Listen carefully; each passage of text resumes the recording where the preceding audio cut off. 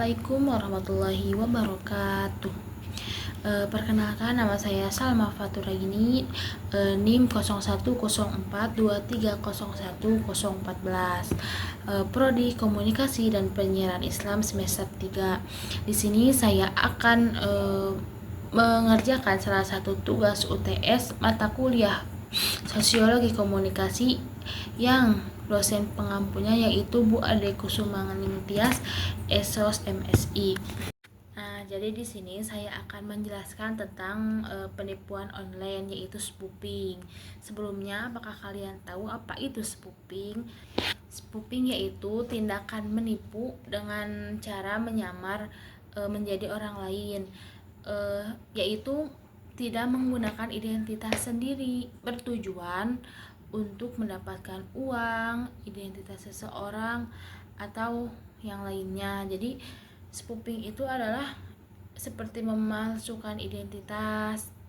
Tujuan spoofing adalah untuk mendapatkan informasi pribadi, uang, atau akses ke sistem kita.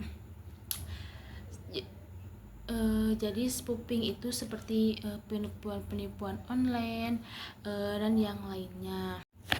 Dan bayangkan bila kamu sedang menerima telepon dari seseorang yang mengaku sebagai temanmu, terus dia meminta bantuan karena sedang dalam kesulitan, sedang membutuhkan uang, dan kamu percaya kepadanya karena suara dan nadanya sangat mirip dengan kamu.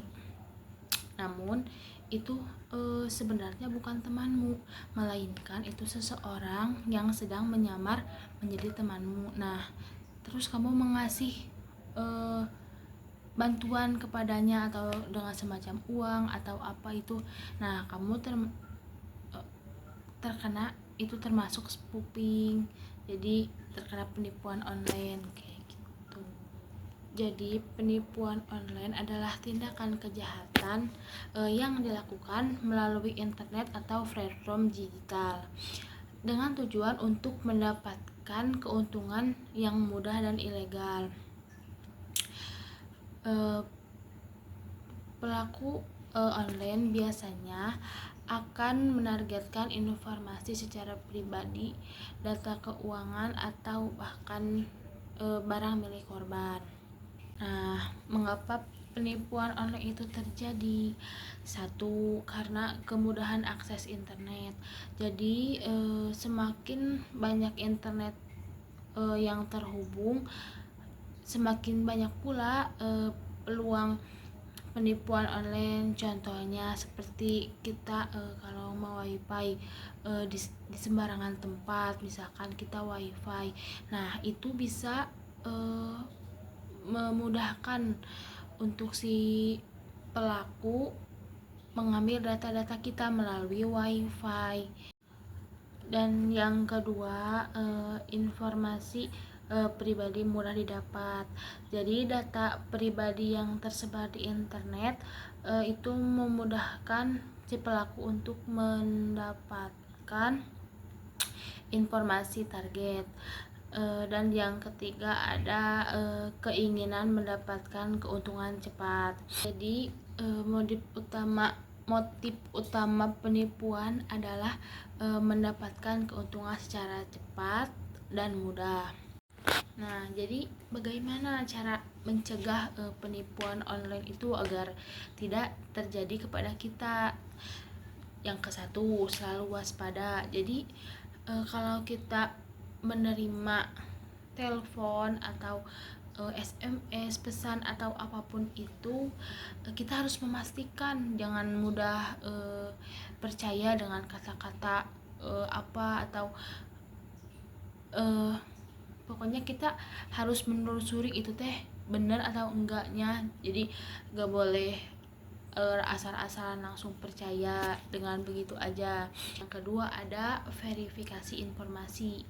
Jadi sebelum kamu memberikan data atau informasi-informasi pribadi yang bersifatnya penting, jadi kamu harus memastikan bahwa itu adalah harus menyelidiki dan memastikan bahwa itu benar dari sumbernya.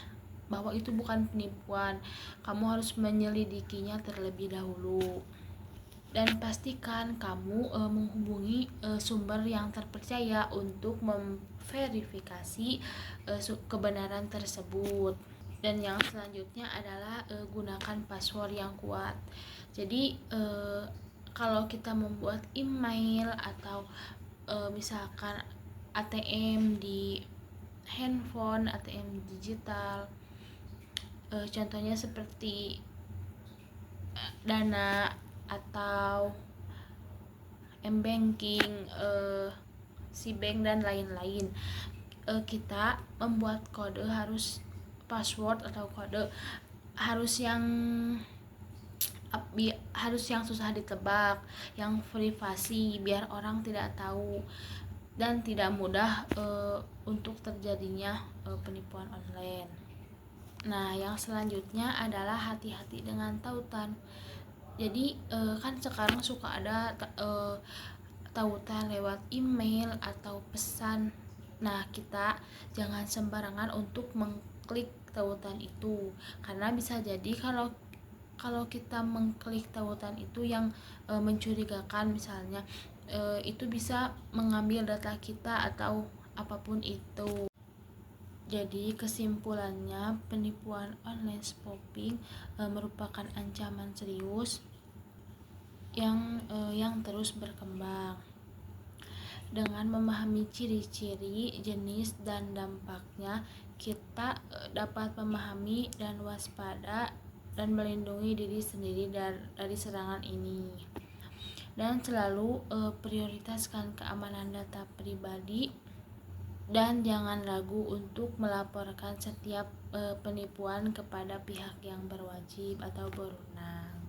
Mungkin dicukupkan sekian dari saya. Mohon maaf bila terdapat banyak perkataan yang salah.